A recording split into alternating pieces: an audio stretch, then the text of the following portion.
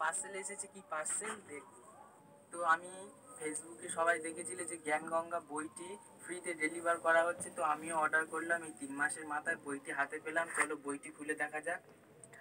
এই দেখুন ফ্রেন্ড, আমার নামে বইটি চলে এসেছে। তো বইটি এবার কভার আপটা আনকভার করে দেখা হবে।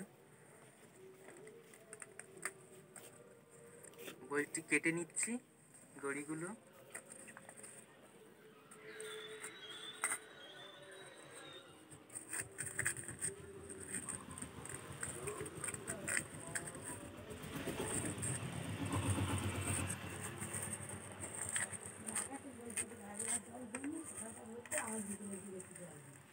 করাম হতে হবে।